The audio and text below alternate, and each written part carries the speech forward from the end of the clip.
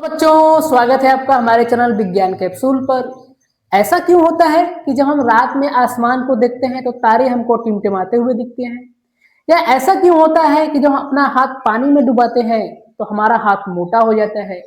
या ऐसा क्यों होता है कि जब मछलियां पानी में तैरती हैं तो हमको ऊपर दिखती हैं, मोटी दिखती हैं? या ऐसा क्यों होता है कि जब हम पानी में सिक्का गिरा देते हैं तो हमको वो ऊपर दिखने लगता है? या पेंसिल को अगर पानी में डुबाते हैं, आधा पेंसिल बाहर आधा अंदर, तो वो मुड़ा हुआ दिखता है? या ऐसा क्यों होता है कि जब पानी बरस रहा हो और सूरज निकल जाए तो इंद्रधनुष बन जाता है? इन्हीं सबका जवाब है रिफ्रैक्शन ऑफ लाइट, प्रकाश का अपवर्तन। लाइव एग्जांपल देखिए, ये चश्मा है। इस चश्मे को अगर ऐसे करेंगे तो जो भी ऑब्जेक्ट इसके सामने होगा वो ऊपर और नीचे हो जाएगा। ये क्यों हो रहा है? ऐसा क्यों हो रहा है कि जो है चीजें अपने वास्तविक रूप से अलग दिख रही हैं? तो इन सब का जवाब क्या होता है? रिफ्रैक्शन ऑफ लाइट, प्रकाश का अपवर्तन। ठीक है, अब क्या होता है प्रकाश का अपवर्तन, इसको समझ लेते हैं। देखिए, हम जानते हैं कि लाइट की जो स्पीड होती है वो वैक्यूम में, वैक्यूम का मतलब है जहां पर हवा वगैरह न हो, या फिर प्रकाश में, या फिर हवा में, वैक्यूम में भी और हवा में भी लाइट का जो स्पीड होता है वो होता है 3 × 10⁻⁸। जो स्पीड होती है, स्पीड वो होती है 3 × 10⁸ मीटर पर सेकेंड। लगभग 3 लाख किलोमीटर प्रति घंटा होता है।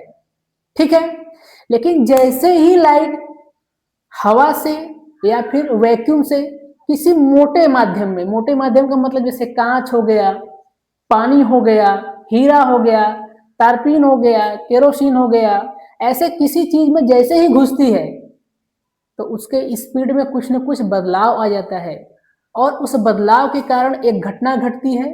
उस घटना को कहते हैं रिफ्लेक्शन ऑफ लाइट। आइए पहले डिफिनीशन समझते हैं, फिर आपको समझाते हैं।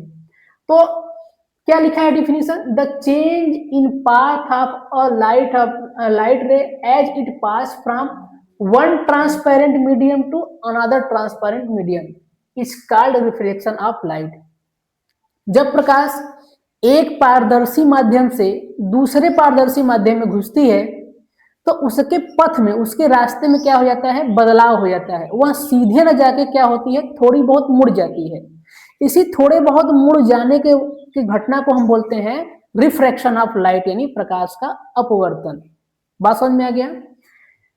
देखिए, प्रकाश के परावर्तन में हम कांच को कर दे रहे थे पॉलिश, और जो लाइट आ रही थी वो टकरा के वापस चली जा रही थी। इतनी बात समझ में आया? लेकिन जब अपवर्तन होगा तो अपवर्तन में कांच को पॉलिश नहीं करना है, या जो है हमें उसको ढकना वगैरह नहीं है, आर पार हो जाना है, आर पार दिखे। तो लाइट जब आर पार किसी मीडियम से जाएगी, चाहे कांच हो, चाहे पानी हो, या हीरा हो, कुछ भी हो, अगर उसके आर पार जाएगी तो मीडियम क्या हो जाएगा? चेंज। दो मीडियम का जहां भी बात हुआ तहां लाइट जो है अपने रास्ते से मुड़ जाएगी। जैसे ही मुड़ जाएगी वो घटना क्या कहलाएगी? Reflection of light. इतनी बात समझ में है? तो जब लाइट एक ट्रांसपेरेंट मीडियम से, ट्रांसपेरेंट का मतलब है पारदर्शी माध्यम से, दूसरे पारदर्शी माध्यम में जाती है तो अपने पथ से, अपने रास्ते से भटक जाती है, और इसी भटकाव को कहते हैं रिफ्लेक्शन ऑफ लाइट, प्रकाश का अपवर्तन। एग्जाम्पल समझाते हैं। देखिए, यहाँ है हवा, हवा में से कोई लाइट जला रहा है, और यहाँ है कांच। तो जैसे ही कांच में गई तो देखिए इसका लाइट का जो रास्ता था वो था सीधा, ऐसे आ रहा था तो सीधा जाना चाहिए। सीधा न जाके क्या हुआ? थोड़ा सा इस अभिलंब की तरफ, जो परपेंडिकुलर लाइन खींचा गया है, इसकी तरफ दब गया, इसकी तरफ झुक गया। इसी झुकाव को कहते हैं प्रकाश का अपवर्तन। जब लाइट किसी विरल माध्यम से, रेयर का मतलब है जहां पर घनत्व कम हो, जैसे हवा, किसी कम घनत्व वाले मीडियम से अधिक घनत्व वाले मीडियम में जाएगी, जैसे कांच में गई या पानी में गई, कम वाले घनत्व से अधिक घनत्व वाले मीडियम में जाएगी तो वो अभिलंब की तरफ झुक जाएगा, और अधिक वाले मीडियम से, अधिक घनत्व वाले मीडियम से कम घनत्व की तरफ जाएगी। उल्टा बात करें, अगर इधर से लाइट चल के इधर जाए तो वह अभिलंब से दूर हट जाएगी। इस घटना को बोलते हैं रिफ्लेक्शन ऑफ लाइट, प्रकाश का अपवर्तन। इतनी बात समझ में आया। अब इसका रीजन क्या है? रीजन बहुत सिंपल सा है। प्रकाश का जो स्पीड है वो विरल माध्यम में या हवा में लगभग 3 लाख किलोमीटर प्रति घंटा या 10 to the power 3 into 10 to the power 8 metre पर सेकेंड है। ये मीटर पर सेकेंड है, ठीक है। वहां पर चल रहा है लाइट इतने स्पीड से, लेकिन जैसे ही किसी मीडियम में जाएगा तो मीडियम के जो अणु हैं, जैसे कांच के परमाणु हैं या पानी के जो अणु हैं, ये सब स्पीड, जो लाइट का स्पीड है उसको टक्कर मार मार के स्लो कर देंगे। और इसी टकराव के कारण, स्लो हो जाने के कारण ये अपने रास्ते से भटक जाता है और भटकने के कारण मुड़ जाता है, और जैसे ही मुड़ेगा वो हो जाएगा रिफ्लेक्शन ऑफ लाइट। इसको नोट करिए, चित्र को बना लीजिए। इसको आज हम 1 शॉर्ट वीडियो देखेंगे और कंप्लीट खत्म कर देंगे इसको, ठीक है। इसको नोट करिए, बनाइए। इसके बाद इसका नियम बताते हैं कि 2 नियम थे, वो नियम क्या है, ठीक है। नोट करिए।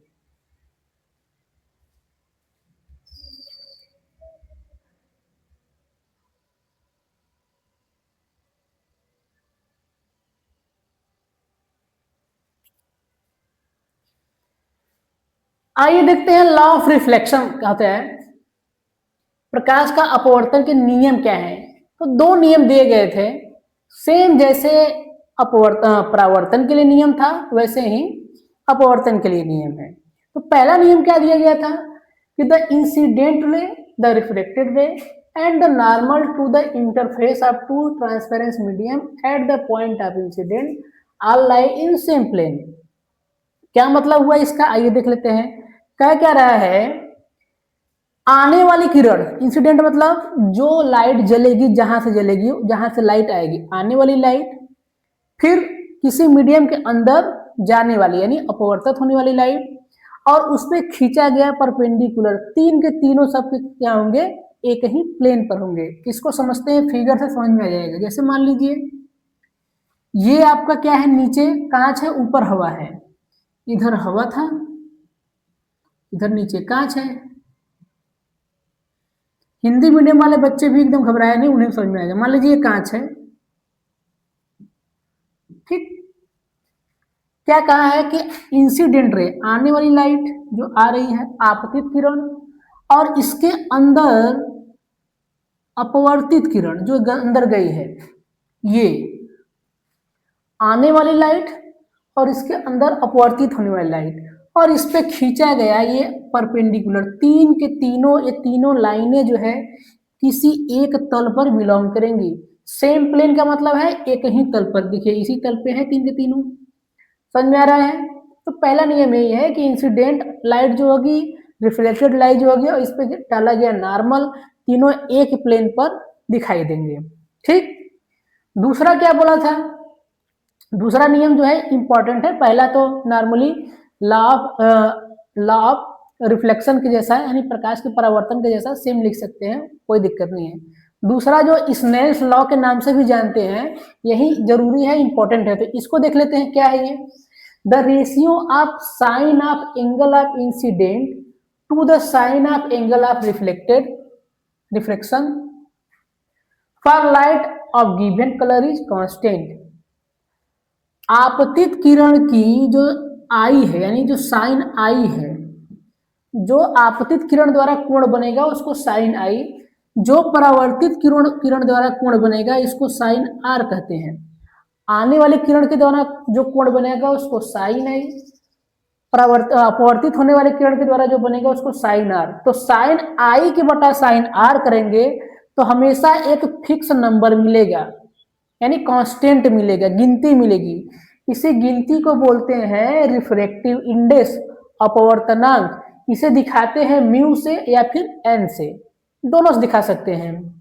साइन आई की बटा आर जो होगा, इसका वैल्यू आएगा गिनती, 1 2 3 4 दशमलव में कुछ भी आ सकता है, लेकिन आएगा गिनती ही, और उसको दिखाएंगे म्यू से या फिर दिखाएंगे एन से। इसे स्नेल्स लॉ भी कहते हैं। फटाफट नोट करिए, इसके एग्जाम्पल देखते हैं और कुछ क्वेश्चन देखते हैं और उन्हें फिनिश करते हैं।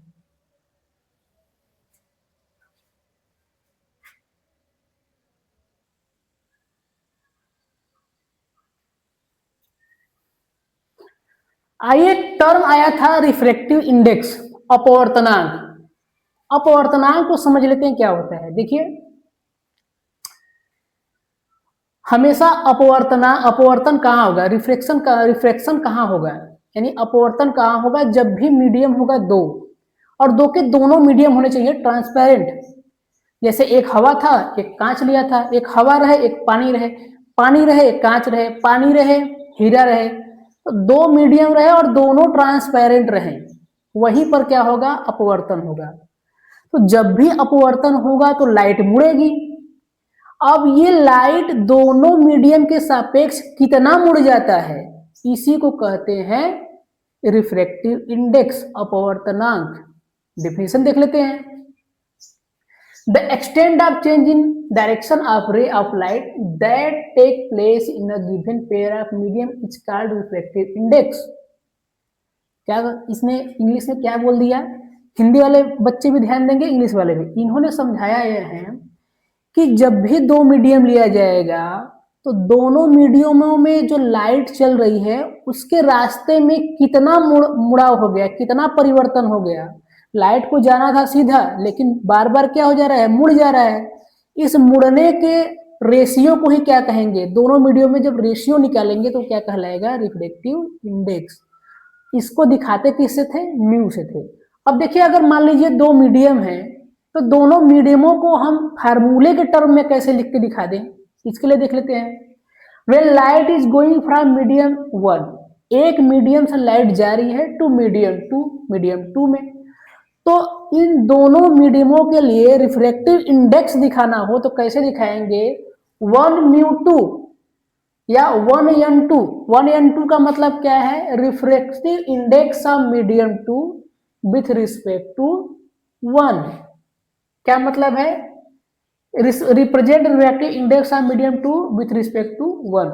जो ये 1μ2 दिखाए हैं, ये दिखा रहा है, ये रिप्रेजेंट कर रहा है रिफ्रैक्टिव इंडेक्स ऑफ मीडियम 2। दूसरे वाले मीडियम का रिफ्रैक्टिव इंडेक्स पहले वाले मीडियम में कितना होगा। हर मीडियम का अपनी एक क्षमता है लाइट को मोड़ने का। कांच है 1.33 इतना मोड़ देगा, सॉरी थोड़ा सा 1.5 मोड़ देगा, 1.33 मोड़ देगा पानी। हीरा है ये 2.42 मोड़ देगा। हवा है ये न के बराबर मोड़ता है, इसलिए इसका रिफ्रैक्टिव इंडेक्स होता है 1। अभी लिखवा देते हैं कुछ चीजों का, तो समझ में आ जाएगा।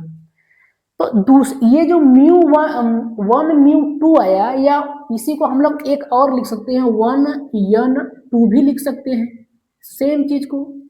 तो जो ये दो है, दूसरे माध्यम के सापेक्ष पहले माध्यम में कितना परिवर्तन हुआ रास्ते का, वही क्या कहलाएगा, रिफ्लेक्टिव इंडेक्स।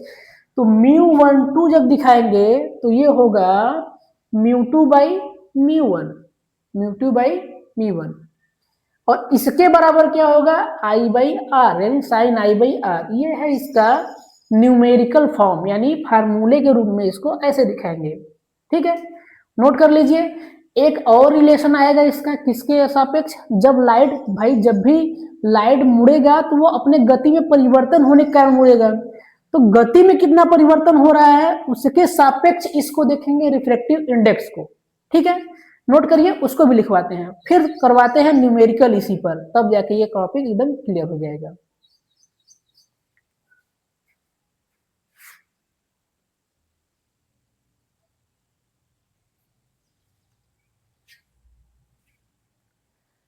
आइए देखते हैं अगला टॉपिक क्या है।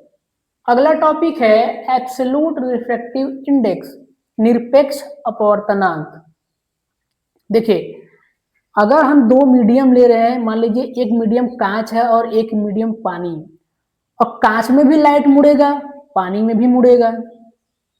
अब इन दोनों को अगर सटा कर ऊपर कांच रहे और नीचे पानी रहे, या ऊपर पानी है नीचे कांच है, उसी में से लाइट पास कर दे, तो लाइट दोनों में से मुड़ जाएगा ना। तो अब दोनों में से कितना कितना मुड़ गया, ये डायरेक्ट नहीं निकल पाएंगे हम लोग, डायरेक्ट ये नहीं निकल पाएगा। इसको निकालने के लिए हमें चाहिए एब्सोल्यूट रिफ्रैक्टिव इंडेक्स। एक मिनट,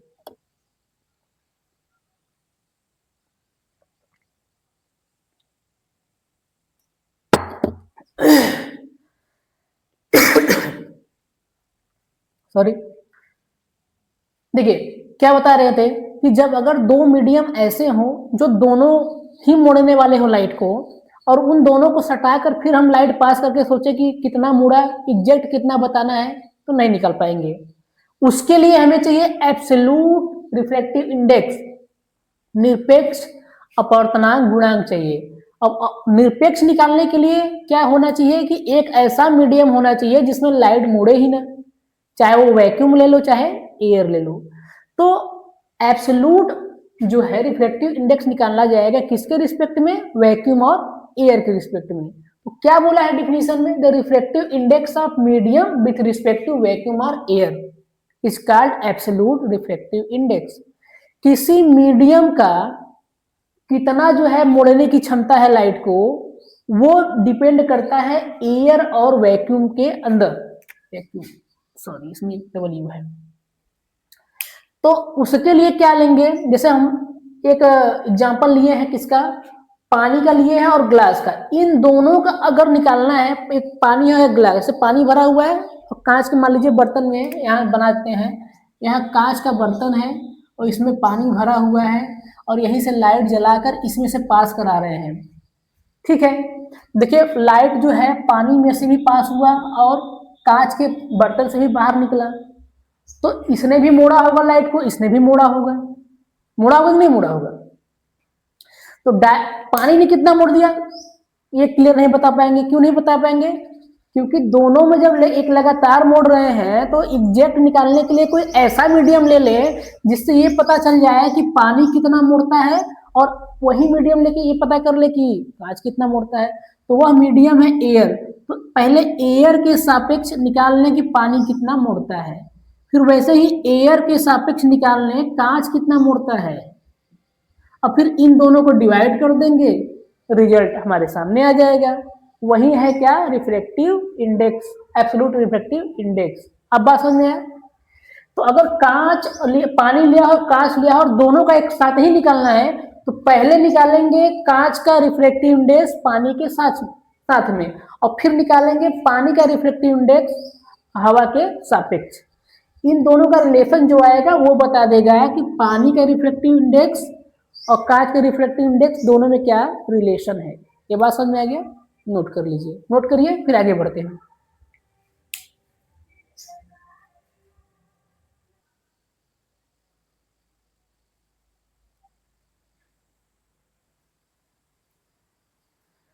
आइए देखते हैं अगला टॉपिक क्या है। अगला टॉपिक है refractive index and speed of light. Refractive index जो अपवर्तनांक निकल रहा था वो, और जो स्पीड ऑफ लाइट है यानी प्रकाश का जो वेग है, इन दोनों में क्या संबंध निकलता है, इसको देख लेते हैं क्या है। अगर किसी भी माध्यम का हमें रिफ्रैक्टिव इंडेक्स निकालना है और स्पीड ऑफ लाइट दिया गया है, उस माध्यम में लाइट की स्पीड दे रखी है, तो क्या रिलेशन निकलेगा, तो वो रिलेशन निकलता है mu equal to speed of light in vacuum और एयर बटा speed of light in medium. जैसे कांच में रिफ्लेक्टिव इंडेक्स कितना होगा, अगर जो है लाइट स्पीड ऑफ लाइट दे रखा हो और पूछे कि कितना उसमें रिलेशन आएगा, तो हम कैसे निकालेंगे। अगर स्पीड दे रखा है तो स्पीड वाला फार्मूला, और अगर रिफ्रैक्टिव इंडेक्स दे रखा था तो पिछला फार्मूला लगा देंगे। तो यहाँ स्पीड दे रखा हो तब कैसे निकालोगे, क्योंकि जो रिफ्रैक्टिव इंडेक्स है वो स्पीड से ही वजह से हो रहा है, स्पीड में ही परिवर्तन बार बार हो जा रहा था किसी मीडियम में जाने की वजह से, मुड़ने की वजह से, तभी तो मुड़ रहा था। तो म्यू इक्वल टू निकला है speed of light in vacuum और एयर कि बटा speed of light in medium. अब स्पीड ऑफ लाइट को दिखाते हैं किसी वैक्यूम में या एयर में, उसको दिखाते हैं सी में, और कोई सी मीडियम मान लीजिए पानी में जा रहा है या कांच में जा रहा है तो वहां दिखाते हैं भी से। तो जो रिलेशन निकल के आएगा सी बटा भी आ जाएगा। ठीक, अब इसको समझते कैसे, एक दो एग्जांपल दिया हुआ है। जैसे हमको निकालना है refractive index of glass with respect to air. कांच का जो है रिफ्रैक्टिव इंडेक्स निकालना है कि कांच जो है हवा से आ रही लाइट को कितना मोड़ सकता है, या कितना उसका मोड़ने के बाद क्या स्पीड हो जाएगा, ये निकालना हो। तो कैसे निकालोगे, ए म्यू जी का मतलब होता है कि ये क्या है, इस refractive index of glass with respect to air.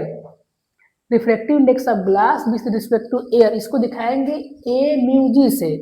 ये किसके बराबर हो जाएगा, speed of light in vacuum के बटा speed of light in glass. जो स्पीड ऑफ लाइट है वो वैक्यूम में कितना तेज चल रहा था या हवा में कितना तेज चल रहा था और कांच में कितना तेज हो गया, जैसे ऐसे दिखाते हैं। स्पीड ऑफ लाइट कितना होता है वैक्यूम में 3 इंटू 10⁸ और कांच में कितना आएगा, भीजी होगा।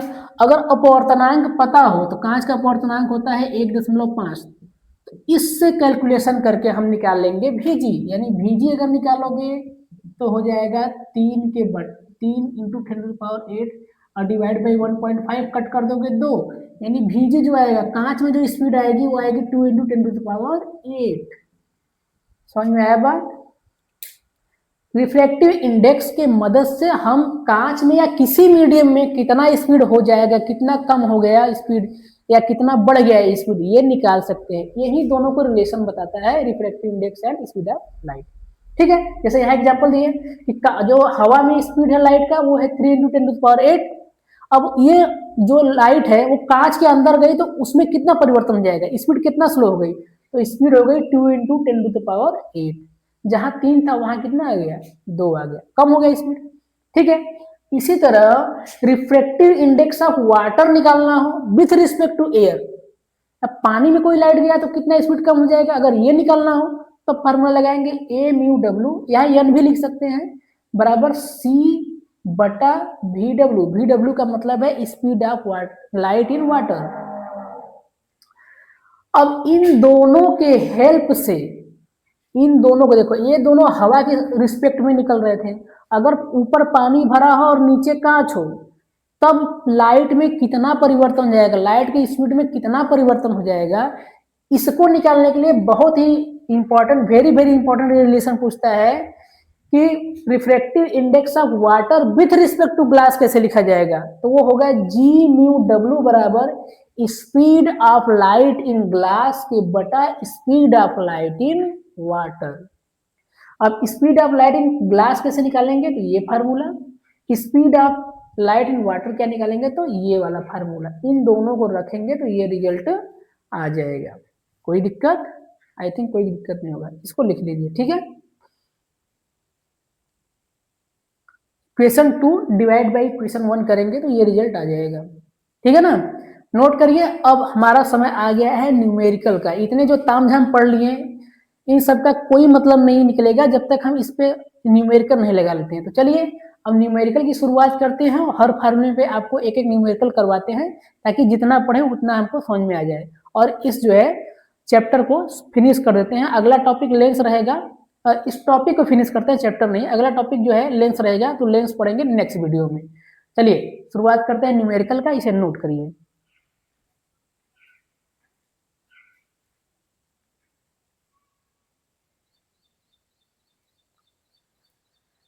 आइए न्यूमेरिकल का शुरुआत करते हैं। देखिए पहला क्वेश्चन क्या दिया है कि the absolute reflective indices of glass and water are 1.5 and 1.33। If the speed of light in water is 2.25 into 10⁸ meter per second, find the speed of light in vacuum and glass। क्या क्या दिया है पहले वो समझ लेते हैं और क्या निकालना है वो समझ लेते हैं। दिया है कि कांच और पानी, इन दोनों का, पानी का भी, कांच का भी दिया और पानी का, दोनों का जो अपवर्तनांक है म्यू की जो वैल्यू दिया है वो दिया है 1.5 और 1.33। फिर स्पीड दिया हुआ है लाइट का पानी के अंदर, वो है 2.25 गुणे 10⁸ मीटर पर सेकेंड। ठीक है, फिर स्पीड निकालना है हवा में, यानी हवा में या वैक्यूम कह सकते हो, और दूसरा स्पीड निकालना है कांच के अंदर। ठीक है, तो किसी भी क्वेश्चन को सॉल्व करने का क्या तरीका होता है कि जो जो दिया है पहले वो लिखिए। तो म्यू देखिए जी दिया हुआ है या ए म्यू जी, हवा के सापेक्ष जो कांच का जो अपवर्तनांक है वो दिया है 1.5। ऐसे ही हवा के सापेक्ष पानी का जो अपवर्तनांक दिया है 1.33 दिया हुआ है। स्पीड दिया हुआ है पानी के अंदर, वो है 2.25 गुणे 10⁸। अभी अभी हमने तुरंत फार्मूला पढ़ रखा था कि जब एब्सोल्यूट जो है स्पीड एब्सोल्यूट इंडेक्स निकाल रहे थे तो हम लोग निकाल रहे थे एयर के सापेक्ष ही लेके। तो एयर के सापेक्ष अगर इसको रखेंगे, एयर पानी वाला दे रखा है तो पानी वाले से ही शुरुआत करते हैं। तो जब रखेंगे तो आ जाएगा म्यू डब्लू के बटा म्यू जो है एयर, और ये क्या है स्पीड ऑफ लाइट के बटा speed of light in water. Mu W के बटा म्यू ए, इसकी वैल्यू दे रखा है 1.33। ठीक, स्पीड ऑफ लाइट निकालना ही है, वैक्यूम में निकालना ही है, इसकी वैल्यू दे रखा है 2.25 गुणे 10⁸। कोई दिक्कत? इसको जैसे ही भेजेंगे इधर तो हो जाएगा मल्टीप्लाई। तो चलिए अब नीचे जाएंगे तो दिखेगा नहीं, मल्टीप्लाई करते हैं। 1.33 में 2.25 से मल्टीप्लाई कर देंगे तो सी की वैल्यू आ जाएगी। तो लगभग ये आ जाएगा 1.5 गुना लगभग बढ़ रहा है, 1.5 गुना लगभग बढ़ेगा तो लगभग ये आ जाएगा 3 दशमलव कुछ आएगा, 3 ही पकड़ लेते हैं, आ जाएगा ये 3 दशमलव समथिंग आएगा जरूर। ये आ जाएगा speed of light in vacuum. इतनी बात समझ आ गया? नोट कर लीजिए इसको, फटाफट नोट करिए, इसके बाद दूसरा का निकाल देते हैं, ये वाला भी निकाल देते हैं। नोट कर लीजिए, ठीक है। चलिए पॉज करके नोट कर लीजिएगा इसको, और इसको सॉल्व करते हैं। दूसरा क्या दिया है उसको सॉल्व कर देते हैं। अब क्या दिया हुआ है, कांच के अंदर स्पीड निकालना है ना। तो कांच के अंदर स्पीड निकालने के लिए देखिए सी की वैल्यू आ गई है, तो अगर सी की वैल्यू आ गई है तो हम म्यू जी अगर निकालते हैं तो वो सी बाई वी जी होगा। इसकी वैल्यू 1.5 है और इसकी वैल्यू है 3 गुणे 10⁸। अभी निकाले और ये वी जी निकालना है, तो इसको लाइए इधर और इसको ला दीजिए इधर, तो हमारा VG जो निकल के आएगा वो आ जाएगा 3 गुणे 10⁸ के बटा 1.5। कट करेंगे तो आ जाएगा 2 गुणे 10⁸ मीटर पर सेकेंड। बहुत ही सिंपल सा क्वेश्चन था, ठीक है। नोट कर लीजिए, फिर और क्वेश्चन देखते हैं।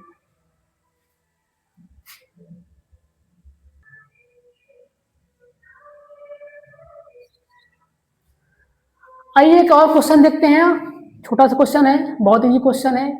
देखिए क्या दिया है, light enter from air to diamond with reflective index 2.42। What is the speed of light in diamond. Light है वो हवा से डायमंड हीरे के अंदर जा रही है, तो देखिए स्पीड जाहिर सी बात है, किसी भी सघन मीडियम में लाइट जाएगा तो स्पीड कम होना ही होना है, तो हीरे के अंदर जाएगा तो वहां भी कम होना है। अब कितना कम हो जाएगा इसी को बताना है। तो चलिए सॉल्यूशन करते हैं, क्या क्या दिया हुआ है पहले वो लिख लेते हैं, उसके बाद सॉल्व करते हैं। देखिए क्या दिया हुआ है, डायमंड के का जो रिफ्रैक्टिव इंडेक्स है, जो अपवर्तनांक है वो दिया है 2.42, और जो स्पीड ऑफ लाइट दे रखा है वो 3 × 10⁸ दे रखा हुआ है, मीटर पर सेकेंड दे रखा हुआ है। तो हम जानते हैं कि म्यू डी बराबर जब निकालेंगे तो ये सी बाई क्या होता है भी, ठीक है।